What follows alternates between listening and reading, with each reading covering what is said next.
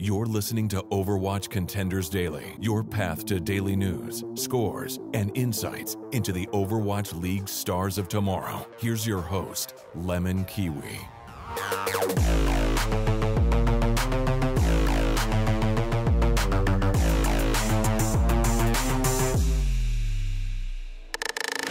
Welcome back, everybody, to Overwatch Contenders Daily. I'm your host, LemonKiwi. I've got a very special guest today from the Australian scene. It is Chronodota, or you know him as Niko, or main tank of Sydney Drop Bears, who are just a tank of a team in that scene. Also, you played on Kanga Esports, and overall you're a streamer, so people can check you out.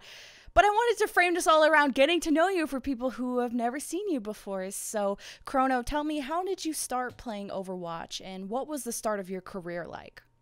Yeah, so I started playing Overwatch, actually right as it released. I actually got with a whole bunch of friends and we went to one of their houses and played it together, right on launch. So I've been playing since launch, and then early on I played for a team called Team Sellout. And pretty much we played in the ESL tournaments. We were doing pretty well in the tier 3 scene, I guess you would call it at that point. But since then I took a break because I had university coming. So I played for the first 3 months. And then I took a 6-month break to focus on university.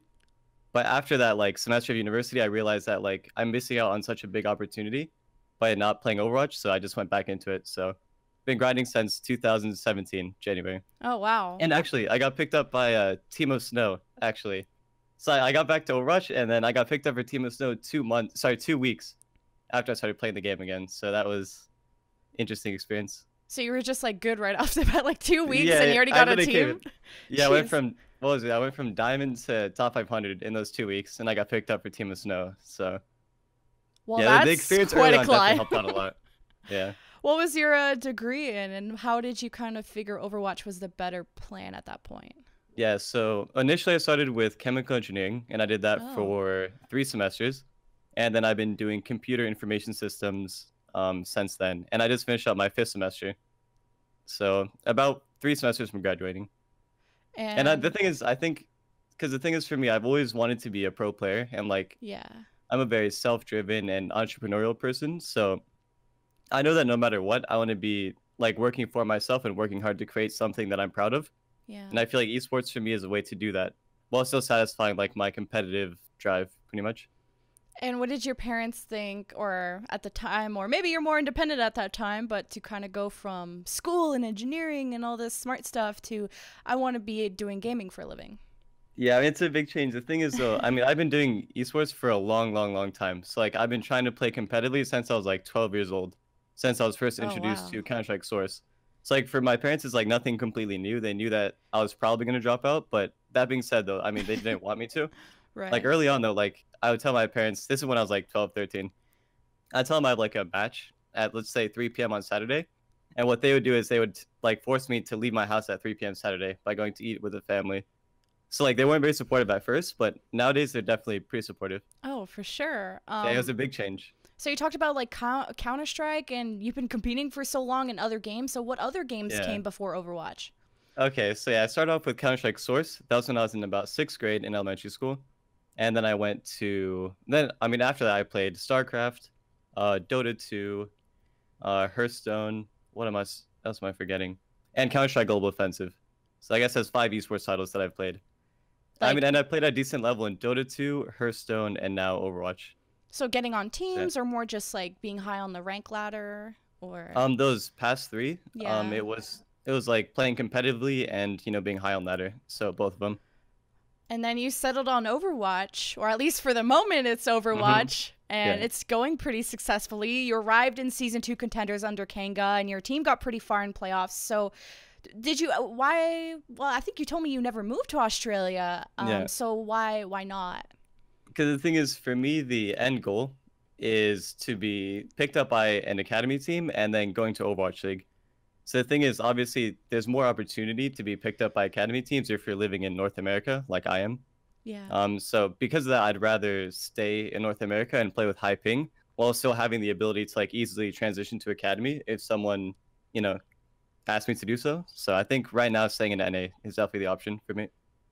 And you were telling me, so being on a high ping on Winston might not be a big deal, but Mm-hmm. do you think it really affects your play as a Reinhardt? Oh yeah, the way you have to play on high ping with Ryan is like fundamentally different. Like a lot of times you hear me in scrims because every time I block a shatter, I like to say block as like an audio cue to let my team know like there's nothing to worry about.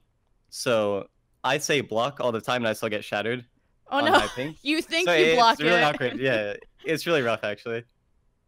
Well, I mean, considering Sydney Drop Bears, I mean, are now still undefeated. That's always been a high-ranking team in Australia. And what has been the difference between Australian Overwatch versus maybe NA or rest of the world Overwatch? Do they play the meta differently, and how's the community like there versus here? I mean, in terms of playstyle differences, I can't really tell you, but the thing is, I feel like generally speaking, like North American teams, they play more as a unit. It's more like team focused from what I've seen. Versus Australia seems to be a lot more like independent. You know, it's like 6 independent players trying to accomplish the same goal versus like a unit in the way that like North American teams play, in my experience. I was gonna say, yeah, that independent play style. I've seen some of your clips, and you kind of dive solo as Winston. Usually, you see the Winston and D.Va follow each other around, but you almost go as a flanking Winston a lot of the time. So I kind of see what you're saying. Yeah, and then about the community, I mean, okay, the Australian community and the OC community has a lot of interesting personalities. Like, I think that's one really good thing to appreciate. A lot of funny people in OC. Yeah, you're teaming with Punk, who's young prodigy, and I've talked to him, and great Australian personalities. And it was like Contenders. If anyone watches Australian Contenders, they're sponsored by McDonald's, which is super cool. So it's overall a scene I don't get to watch a ton of because time zones suck. But what would you say to viewers of why they should watch Australian Contenders? That's a good question. I think it's like mainly to scout talent, because the thing is, I feel like despite Australian Overwatch like being at a lower level than obviously like NA, EU, Korea, and probably even China, I feel like there's still a lot of like good independent players, like individual players. I feel like most teams have like one like star player that would be really good to be picked up for like an academy team or something like that. For sure, there seems to be a hidden talent all over the place. We're even seeing South American players like Klaus and Alemong getting picked up for Overwatch League and NA Contenders. So there's diamonds in the rough, I feel like, in every region. It's just Australia is such in a different time zone. I don't think NA ever gets to watch it, even Pacific. So it's like even if there's talent, it's like everyone's asleep when it happens. Yeah, that's true. So being on the Sydney Drop Bears now, I can't believe you're playing on that ping and then everything is going so well for your team. I think you guys are already guaranteed to go to playoffs and your team is just undefeated. I've already said it. So what makes Sydney Drop Bears so good compared to the rest of the region? I mean, I think the first off, it's obvious that I think we have like the best players in each role. I feel like, because the thing is, like, we have like so many good players that it's hard not to succeed. It's just a matter of like bringing all 6 players together and then having us like work towards the same goal and like work as a team. But yeah, I think like with the roster that we have, like it's no surprise that we're doing so well. Also, Noxious is a very big help. Noxious is our coach, by the way, in case you guys don't know. But he's been very, very helpful for making sure that we're all on the same page. And I feel like there's a lot of versatility in your DPS too. It's not just, you guys are not just the one-trick Zen goats or whatever goats. You got CKM and Huss that bring the Sombra, that bring different strategies. So do you think you guys are versatile, or do you think you're just messing around when you bring out the Sombras and the Pharahs and stuff? No, I think we're very, very versatile. I'd actually say that right now. I think we'd be better if like the dive meta came back. So if the dive meta comes back, we're gonna dominate even harder for sure.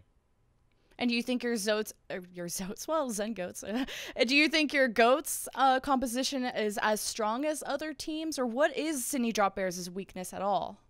Obviously, I don't want to go into that, but okay, true.